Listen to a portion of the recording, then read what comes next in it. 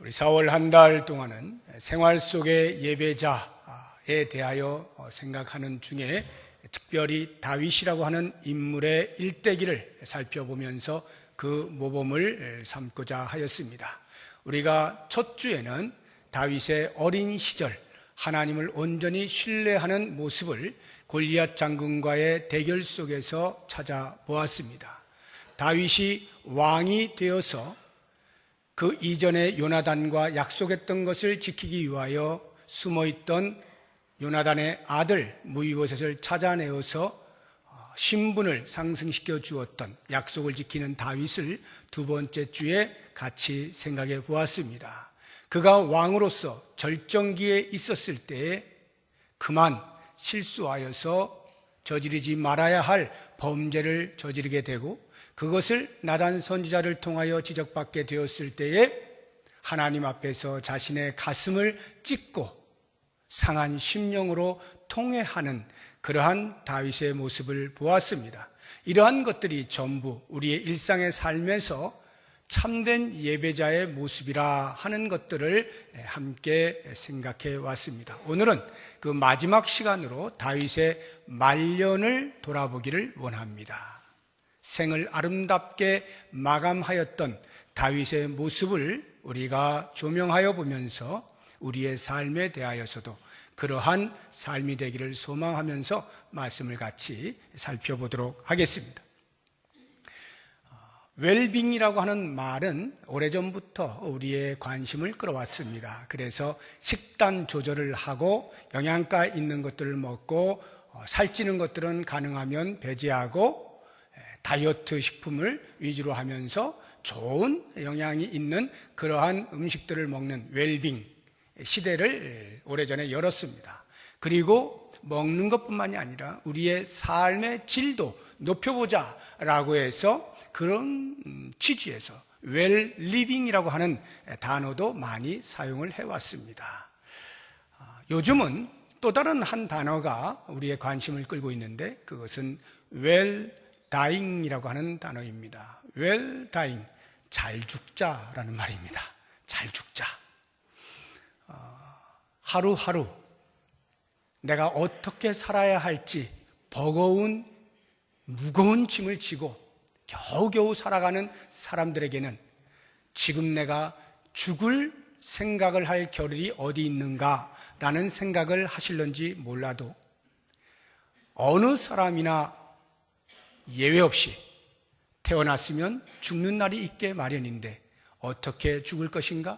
어떻게 나의 삶을 마감할 것인가를 생각한다는 것은 그렇게 사치한 생각이 아니라 인생의 본질일 수도 있습니다. 특별히 성도된 우리들은 더더군다나 나의 삶을 어떻게 마감할 것이냐라고 하는 부분에 대해서는 날마다 묵상을 해야 할 것입니다. 우리가 만약 평생을 잘 살아오다가도 마지막에 가서 하나님 앞에서 보암직하지 못하게 산다면, 마지막을 실패한다면 평생의 삶에 대한 평가가 박해질 수밖에 없을 것이다 라는 생각이 듭니다. 성경의 인물 가운데에서 그렇게 우리에게 반면교사가 되는 인물이 있죠. 구약의 다윗 왕의 아들이었던 솔로몬 왕입니다.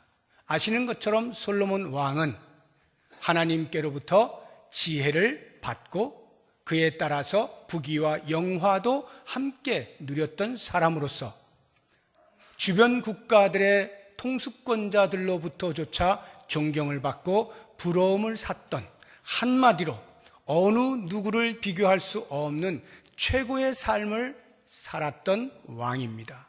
적어도 그의 초기의 삶은 그러하였습니다. 그런데 그가 말년으로 가게 되어지면서 형편없는 삶을 사는데 초기와 비교하여서 뿐만 아니라 그 말년의 삶 자체가 흉측하게 변하게 되었습니다. 성경 기자는 솔로몬의 말년에 대해서 이러한 평가를 내리고 있습니다. 함께 보겠습니다.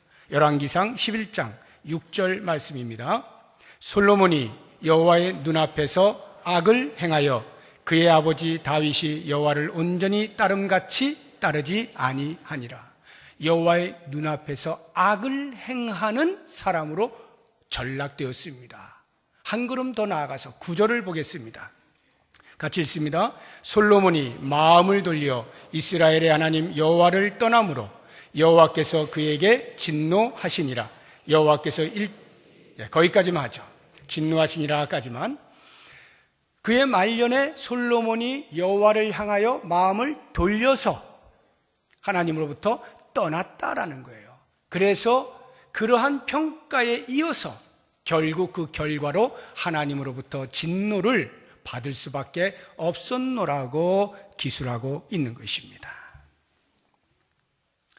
솔로몬 왕은 말년에 가서 한 여자에 만족할 수 없어서 자그마치 처첩을 1000명을 둡니다. 상상할 수 없는 그러한 성적인 타락의 길을 걷게 되어지고요. 또한 정치적으로 안정을 꾀한다라고 하는 명목상 정략 결혼을 많이 합니다. 그래서 이방에 있는 나라들의 공주와 정략 결혼을 함으로써 그들이 가지고 들어오는 우상을 허용할 수밖에 없게 되었고, 결국에는 이스라엘 백성들도 그러한 우상들을 섬기게 되어지는 역할을 했던 이러한 하나님 앞에서의 추한 말년을 보낸 이 솔로몬입니다. 신약에서도 말년이 좋지 않았던 대표적인 인물 하나가 있죠. 가룟 유다입니다.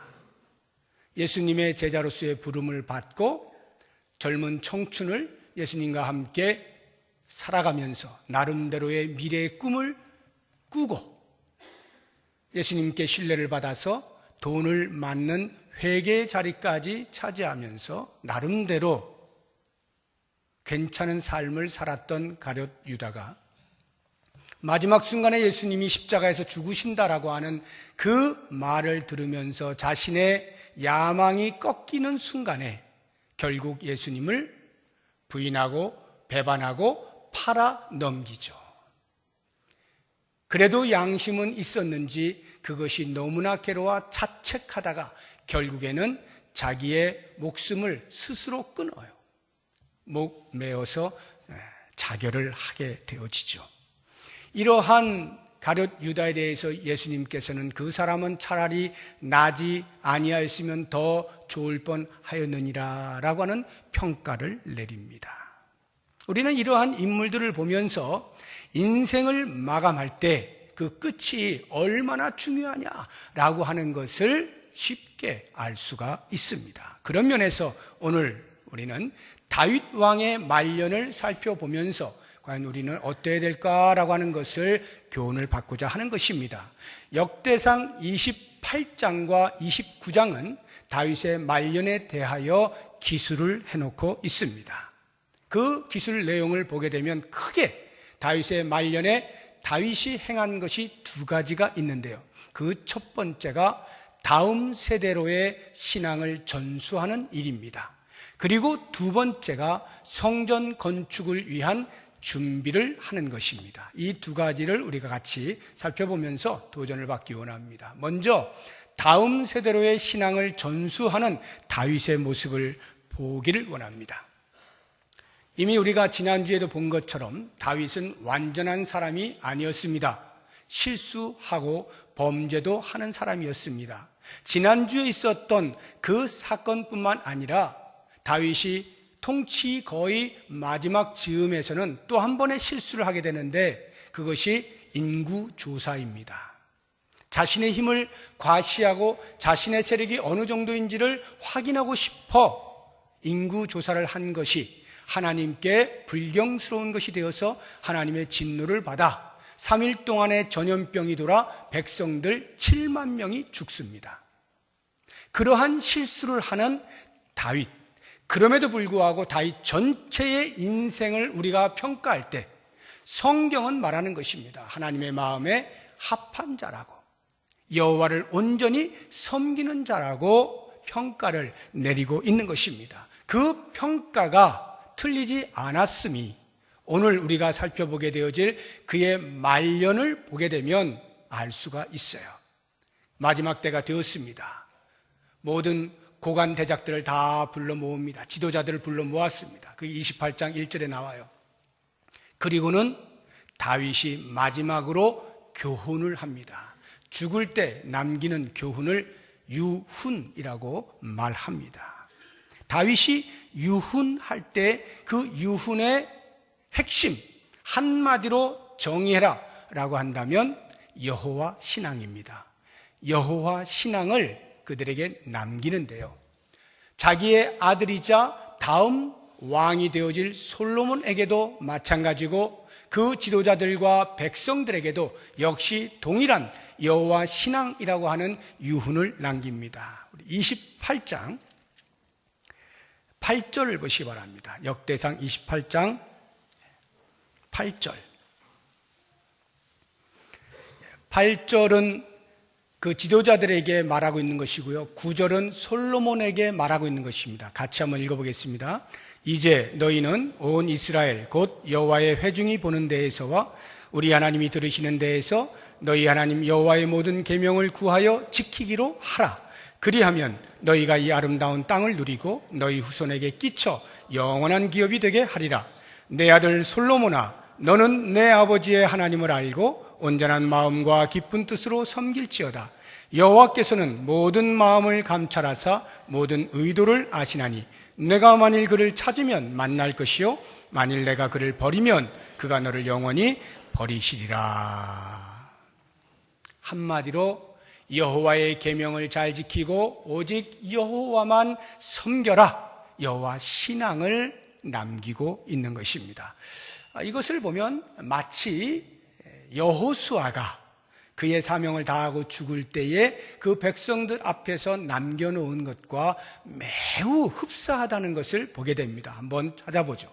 여호수아서 24장 14절 15절 두 절의 말씀 같이 읽어봅니다. 그러므로 이제는 여호와를 경외하며 온전함과 진실함으로 그를 섬기라. 너희의 조상들이 강 저쪽과 애굽에서 섬기던 신들을 치워버리고 여호와만 섬기라. 만일 여호와를 섬기는 것이 너희에게 좋지 않게 보이거든 너희 조상들이 강 저쪽에서 섬기던 신들이든지 또는 너희가 거주하는 땅에 있는 아모리 족속의 신들이든지 너희가 섬길 자를 오늘 택하라. 오직 나와 내 집은 여호와를 섬기겠노라 하네. 여호수아의 결단입니다. 백성들을 불러 모아놓고 나는 내 집은 오직 여호와만 섬길 테니 너희들 택해라. 우상들을 섬길 것이냐 여호와를 섬길 것이냐. 오늘 다윗이 그 백성들과 아들 솔로몬에게 남겨놓은 유훈과 매우 흡사하죠. 오직 여호와 신앙을 강조하고 있는 것입니다.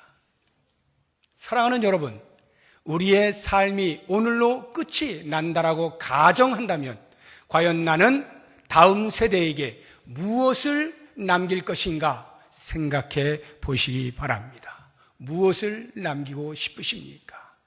여호와 신앙 이것입니다. 내가 믿고 있는 여호와를 향한 신앙, 그 믿음을 내 자손들에게 남길 수 있어야 돼요. 여기에 훌륭한 모범을 보인 가정이 있습니다. 디모데의 가정인데요. 어떠한 모범인지 한번 보도록 하겠습니다. 디모데후서 1장 5절 말씀 같이 읽어봅니다. 이는 내 속에 거짓이 없는 믿음이 있음을 생각함이라. 이 믿음은 먼저 내 외조모 로이스와 내 어머니 유니게 속에 있더니 내 속에도 있는 줄을 확신하노라. 여기 뇌는 전부 다 디모데입니다. 바울이 디모데에게 하는 말이에요. 디모데의 어머니가 유니게입니다. 유니게는 유대인입니다. 그 아버지는 헬라인이었습니다. 헬라인과 유대인이 결혼하여서 디모데가 낳아진 겁니다. 그런데 이 헬라인 유대인 어머니가 여호와 신앙을 아들에게 물려주었습니다. 유니게가 받은 믿음은 그의 어머니인 로이스, 디모데의 외할머니 로이스로부터 전수받은 겁니다. 이 가정을 보면 대를 이어가면서 여호와 신앙을 쭉 내려오게 하고 있는 것을 보게 되는 겁니다. 얼마나 훌륭한 모범입니까? 로이스와 윤희계는 그의 삶의 아름다운 마지막을 장식했다라고 평가할 수가 있을 것입니다. 신앙을 남기십시오.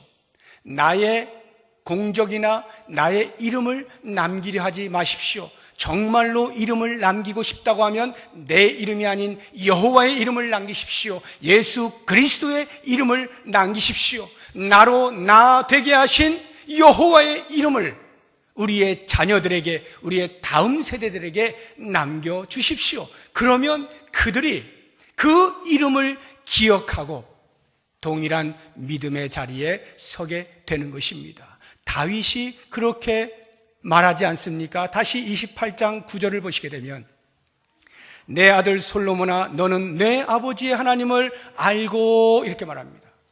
다윗이 솔로몬에게 너의 아버지의 하나님을 알아라는 게 무슨 말입니까?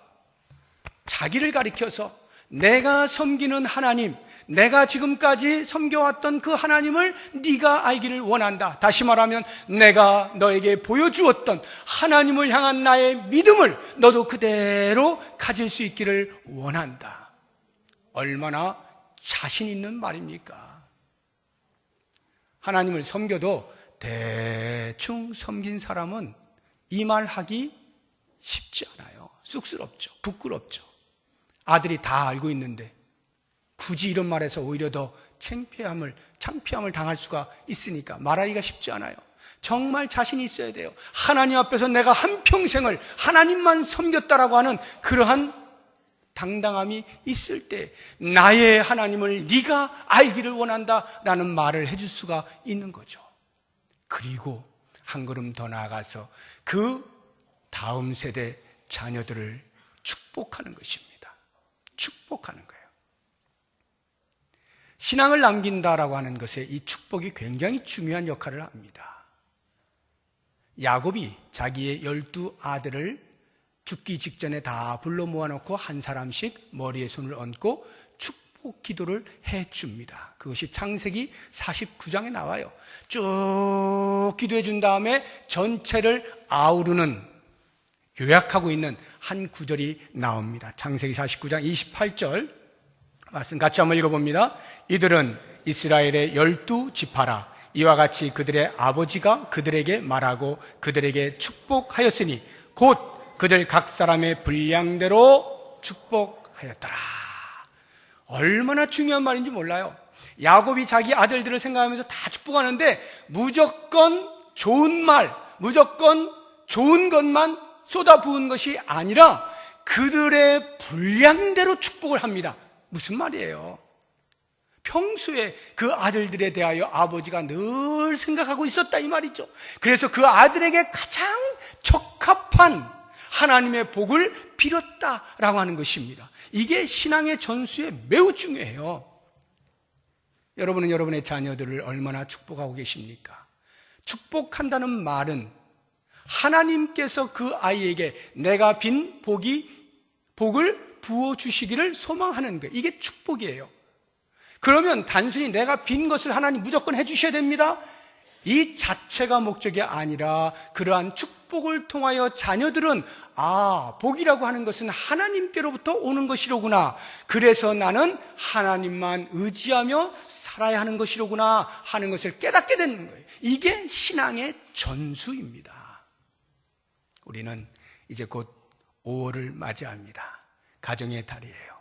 특별히 어르신들, 자녀들을 향하여서 믿음을 전수해 주시기 바랍니다. 거기에 축복하는 것이 포함되어 있어요. 마음을 다해서 여러분들이 여러분의 자녀들을 생각하면서 하나님께서 그 아이에게 이런 복을 부어주시면 좋겠다라고 하는 소망을 기도하시면서 빌면 반드시 그 아이는 그러한 복을 받는 것으로 끝나는 것이 아니라 그 복을 주시는 하나님을 경외하며 살아가는 인생이 되어질 것입니다. 두 번째로 다윗이 말년에 했던 것은 성전 건축을 준비하는 것이었습니다. 이것을 제가 다른 말로 표현하면 사명을 완수했다 이렇게 표현을 하고 싶어요. 다음 세대의 신앙을 전수하는 것 못지않게 각 개인이 하나님 앞에서 숨을 거두는 그 순간까지 반드시 해야 되는 것은 자신에게 맡겨진 사명을 완수하는 것입니다. 다윗에게 있어서 평생의 수건 사업이 있어요. 그게 성전 건축입니다. 그래서 그는 저 이방 땅에 돌아다니던 언약궤를 예루살렘 성으로 가지고 오기를 원했어요. 그러다가 한 번은 해프닝이 있어가지고 가지고 들어오지도 못하고 쩔쩔매다가 나중에 또 다시 가지고 오죠. 이렇게 언약궤를 가지고 와서 예루살렘 성막에다가 안치를 하고 보니까 자기가 살고 있는 왕궁과 하나님의 언약궤가 있는 그곳과 너무나 비교가 되는 거예요. 그래서 다윗이 안 되겠다, 성전을 건축해야 되겠다라고 하는 마음을 먹게 되는 것입니다. 이것은 단순히 언약궤가 있는 그곳이 초라하기 때문만은 아닙니다. 하나님도 그것을 원하시는 것은 아니었어요. 다윗의 마음속에는 철저하게 우리 이스라엘 민족은 하나님이 다스리시는 나라다, 하나님의 임재가 있으시고 하나님의 통치가 있으시는 나라다, 하나님과 관계하면서만 살 수 있는 민족이다라고 하는 정체성을 심기 위하여서 성전을 건축하는 거예요. 그런데 그런 평생의 수건 사업을 다윗이 이루지 못합니다. 하나님께서 노 하신 거예요. 너는 안 돼. 네 아들 솔로몬이 하게 해주겠다. 생각해 보십시오. 솔로몬은 생각도 안 하고 있는데 성전 건축에 대한 간절한 마음은 다윗에게 온통 사로잡고 있는 큰 주제인데 왜 다윗을 배제하고 생각지도 않고 있는 솔로몬에게 성전을 건축하게 하셨을까? 이 부분에 대하여 다윗은 말할 수 없는 실망감에 빠졌을 거예요. 세상에 어떻게 이럴 수가 있을까? 하나님을 향한 나의 마음을 주께서 누구보다 잘 아실 텐데 왜 나에게 그것을 허락하지 않으실까? 심한 아쉬움과 실망감에 지금까지 자기가 살아왔던 삶에 대하여서 회의가 들었을런지도 몰라요. 하나님께서 나의 마지막에 이것 하고 하나님께 가겠다고 하는데 왜 이것을 막으실까? 지금까지 내가 하나님을 섬겨온 것이 잘못된 것일까? 헛것일까? 쓸데없는 일에 내가 에너지를 쏟은 것일까? 여러 가지 생각이 들면서 자신의 삶에 대해서 그저 그냥 그렇다고 하면 이제부터 나는 되는 대로 살 거야. 굳이 하나님을 위해서 어떻게 하고 피곤한데 나도 이제 더 이상 생각하지 않겠어. 이렇게 살 수 있어요. 그렇잖아요. 하고 싶은데 못하게 하면 나를 위해서 하는 것도 아니고 하나님의 영광을 위해서 하겠다는데 왜 말리시냐고요. 그러니 실망 속에서 그냥 되는 대로 이렇게 살 수 있다고요. 그런 다윗이 그렇게 하지 아니하고 자신의 말년에 자신이 할 수 있는 것에 집중하는 모습, 이 굉장히 중요한 거예요. 솔로몬을 생각해 보니까 솔로몬은 아직 어려요. 이 성전 건축을 하기에는 너무나 미숙해요. 왜냐하면 성전 건축이 하루 이틀 하고 끝나는 게 아니에요. 오늘날처럼 그렇게 건축 공법이 막 발달해가지고 빠른 시일 안에 되는 게 아닙니다. 오랜 시간이 걸려요. 몇 년이 걸리는 거예요. 그러면 그 사이에 외부에서 침략이 들어올 수도 있고 안에서 분란이 일어날 수도 있고 여러 가지 많은 요소도 있을 수 있는데 이제 막 왕이 되는 솔로몬이 어떻게 그것을 감당하겠어요? 다윗 생각하니까 아찔한 거예요. 그래서 그는 하나님의 명령을 어길 수는 없고 그렇다면 내가 할 수 있는 건 내가 하겠다. 그게 뭐예요? 준비를 해주는 거예요. 준비를. 성전 건축하는 데 필요한 모든 것들을 다 마련을 해주는 거예요. 놀랍습니다. 하나님이 막으시면 자신이 할 수 있는 것에 집중하는 거예요. 포기하지 않는 것이죠. 그래서 그가 어떻게 하는지 한번 보시죠.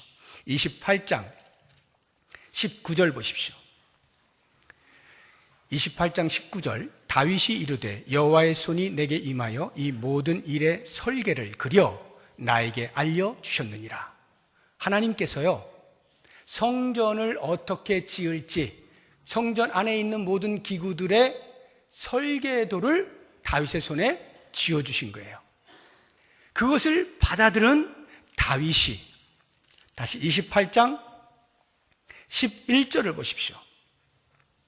11절에 다윗이 성전의 복도와 그 집들과 그 곳간과 다락과 골방과 속죄소의 설계도를 그의 아들 솔로몬에게 주고, 이렇게 돼 있죠.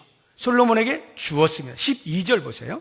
또 그가 영감으로 받은 모든 것, 곧 여호와의 성전의 뜰과 사면의 모든 방과 하나님의 성전 곳간과 성물 곳간의 설계도를 솔로몬에게 주고, 자신이 받은 설계도 아낌없이 아들 솔로몬에게 주는 겁니다. 그리고 그 다음 설계도만 있으면 됩니까? 설계대로 설계를 하려면 많은 돈이 필요하잖아요. 얼마나 많은 것들이 필요합니까? 그러니까 성금 모으기를 합니다. 마치 우리나라가 1997년도였나요? IMF 맞이했을 때 전 국민 금 모으기 운동한 적이 있잖아요. 모두가 자발적으로 다 참여하고 막 해외에 있는 사람들까지, 저도 그때 해외에 있었는데요. 자발적으로 막 참여해서 전 세계가 놀란 일이 있지 않습니까? 그런 것처럼 다윗 왕이 성전을 건축하는 일에 있어서 백성들에게 모금 운동을 한 겁니다. 그런데요, 그 모금 운동을 할 때 야, 금 가지고 와! 이렇게 한 게 아니고 자기가 먼저 자기의 재산을 내놓습니다.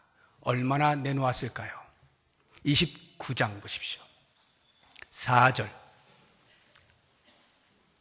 내놓은 양을 이야기하고 있는 거예요. 곧 오빌의 금 3,000달란트와 수는 7,000달란트라. 3,000달란트 어느 정도일까요? 우리 그 예수님의 비유에 보면은 용서에 대한 비유에 있어서 1만 달란트 빚진 자와 100데나리온 빚진 자, 이거 비유 아시죠? 그 1만 달란트가 얼마라고 하는 거 계산도 안 되는 어마어마하게 큰 돈입니다. 그러니 한 개인이 금 3,000달란트, 은 7,000달란트를 내놓았다는 것. 다윗이 엄청나게 부자였던 것이 이것을 통해 알 수가 있어요. 굉장히 부자였던 것인데 그것을 다 내놓았다 이 말이에요. 그렇게 되니까 지도자들과 백성들이 어떻게 해요? 덩달아서 함께 내놓기 시작하는데 얼마나 내놨을까요? 7절 보세요. 하나님의 성전 공사를 위하여 금 5,000달란트와 금 10,000다릭, 은 10,000달란트와 놋 18,000달란트와 철 100,000달란트.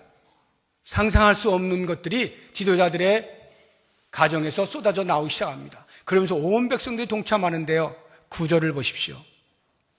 백성들은 자원하여 드렸으므로 기뻐하였으니 곧 그들이 성심으로 여호와께 자원하여 드렸으므로 다윗 왕도 심히 기뻐하니라.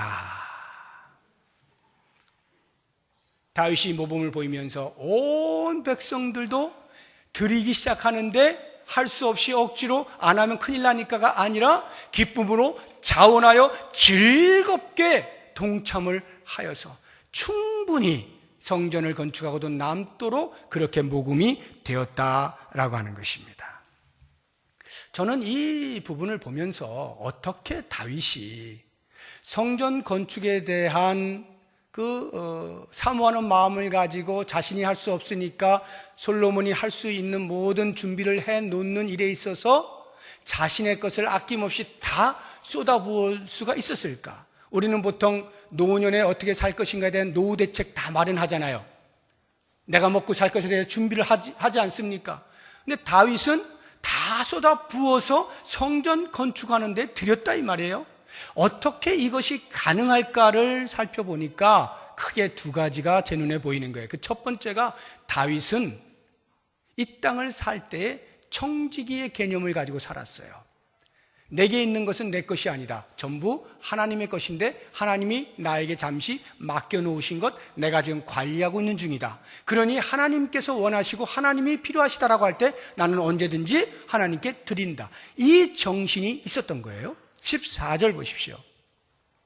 29장 14절 같이 읽어봅니다. 나와 내 백성이 무엇이기에 이처럼 즐거운 마음으로 드릴 힘이 있었나이까. 모든 것이 주께로 말미암아 싸우니 우리가 주의 손에서 받은 것으로 주께 드렸을 뿐이다. 주의 손으로 받은 거 주께 드렸을 뿐. 16절 보세요. 한번 더 읽어봅니다. 우리 하나님 여호와여, 우리가 주의 거룩한 이름을 위하여 성전을 건축하려고 미리 저축한 이 모든 물건이 다 주의 손에서 왔사오니 다 주의 것입니다. 이 다윗의 청지기 정신이에요. 그러니까 주를 위하여 드리는 것이 아깝지가 않은 거예요. 뭘 주판 하나를 놓는 것이 아니에요. 주를 위하여 당연히 주님께로부터 온 것, 주님이 맡겨놓으신 것, 주님을 위해 쓰는 거죠. 또 하나의 정신은 나그네 정신입니다. 다윗은 나그네라고 하는 자신의 정체성을 꼭 기억하고 있었어요. 15절 보세요. 같이 읽어봅니다. 우리는 우리 조상들과 같이 주님 앞에서 이방 나그네와 거류민들이라. 세상에 있는 날이 그림자 같아서 희망이 없나이다. 나그네와 거류민, 나그네로 사는 인생이라는 것까지는 좋은데 왜 맨 뒤에 희망이 없다라는 말을 했을까요? 다윗이 비관주의자일까요? 이런 인생 살면 뭐해? 이런 의미일까요? 아닙니다. 여기 희망이 없다는 말은 이 세상은 제한되어 있다라고 하는 것입니다. 한계가 있는, 일시적으로 머무는 것이다, 이런 뜻이에요. 그 말의 의미는 그렇기 때문에 이 세상과 세상에서 얻은 재물에 집착하지 않겠다라는 뜻이에요. 다윗은 왕이었습니다. 모든 것을 다 가진 사람이었어요. 그런데 그것을 크게 보지 않은 거예요. 크게 보지 않는 겁니다. 그냥 나는 나그네로 사는 거예요. 잠시 머물다가 가는 이곳에서 엄청나게 큰 무엇을 손에 쥐고 살고자 하지 않았어요. 그가 소망이 있다면 천국을 바라보는 것입니다. 그것이 성전 건축으로 표현되고 있는 것이에요. 세상에 대하여 집착하지 아니하는 이러한 삶. 사도 바울의 표현을 빌리자고 하면 우리의 시민권은 하늘에 있다는 말이죠. 이러한 다윗의 신앙관이 얼마든지 자신의 재산을 그대로 쏟아 부을 수 있게 만들었고, 그것이 백성들의 마음을 움직여서 다 함께 성전 건축에 동참을 하게 되었다라고 하는 것입니다. 이제 우리가 말씀을 정리해 보겠습니다. 과연 나는 나의 말년을 어떻게 살 것인가? 내가 만약 죽게 되어지면 나의 다음 세대는, 나의 자녀들은 나에 대하여 어떻게 평가할 것인가? 과연 하나님 앞에 섰을 때 하나님은 나를 어떻게 평가하실 것인가? 매우 중요한 것입니다. 매우 중요한 거예요. 그 부분에 대해서 우리는 꼭 생각을 하며 살아야 됩니다.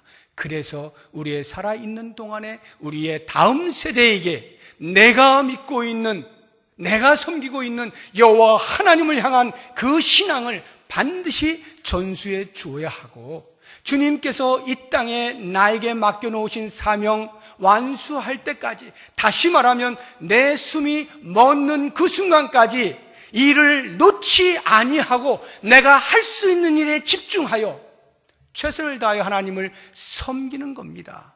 이것이 생을 아름답게 마감하는 모습이에요. 제가 이런 말씀을 드리면 젊은 분들 가운데에서는 그것은 70 이상 되신 분들만 들어야 되는 것 아닌가, 이런 생각을 혹시 하실런지 모르겠어요. 물론 70 이상 되신 효도관광 다녀오신 분들 오늘 말씀 잘 생각하셔야 됩니다. 아무래도 가깝잖아요. 그러니까 내 말년을 내가 어떻게 살 것인가 깊이 생각해야 돼요. 그런데요, 그것이 우리가 눈으로 볼 때에 그렇게 세상의 끝이 다가왔다고 생각되어지시는 어르신들만 생각해야 되는 말씀이 아니에요. 이것은 젊은이도 얼마든지 지금 생각을 해야 되는 말씀입니다. 왜요? 두 가지 이유가 있어요. 하나는 내 인생 내가 알지 못한다는 겁니다. 내가 죽을 날을 나 스스로 결정하지 못하는 거예요. 하나님께서 부르시면 나이와 관계없이, 지위 고하와 관계없이, 어디에 사는 것과 관계없이 그냥 가야 되는 거예요. 내가 젊기 때문에 언제까지나 수십 년을 살 수 있는 것은 아닙니다. 가능성은, 확률은 좀 더 높을런지 몰라도 자기 스스로 그것을 책임질 수는 없는 거예요. 그렇다고 한다면 만약 만약 내가 젊은 나이임에도 불구하고 하나님께서 너의 일이 끝났다라고 여기시고 불러가신다면 그때 하나님 앞에 가서 하나님, 저는 지금 죽을 줄 정말 몰랐습니다. 저는 적어도 30년은 남아있는 줄 알았어요. 제가 한 10년 남기고부터 멋지게 살아보려고 계획을 다 세워놨는데 왜 벌써 부르셔가지고 제가 준비도 못하고 이렇게 하나님의 부르심을 받게 만듭니까? 라고 변명해봐야 소용이 없어요. 마치 내일이 없는 사람 같은 삶으로 살아내는 여기에 우리의 미래의 생의 마감이 함께 연결이 되어 있기에 젊은 사람들조차도 나의 생을 어떻게 마감할 것인가에 대한 깊은 생각을 하면서 살아야 한다라고 하는 것이고요. 두 번째로는 우리의 삶이라고 하는 것이 동떨어져 있지 않다라고 하는 것입니다. 즉 젊은 시절 여기 있고 나이 들어서 마지막 시절 저기 있고 따로따로 노는 게 아니라 우리의 삶이 계속 이어지고 있다는 거예요. 다시 말하여 우리의 마지막 삶의 아름다움을 마감하기 위하여 오늘의 나의 삶이 있을 때 그것이 가능하다는 것입니다. 나는 지금 아무렇게나 살고 있는데 죽을 때에 돼서 내가 한번 멋지게 살아보지 라고 해봐야 연결이 안 돼요. 그렇게는.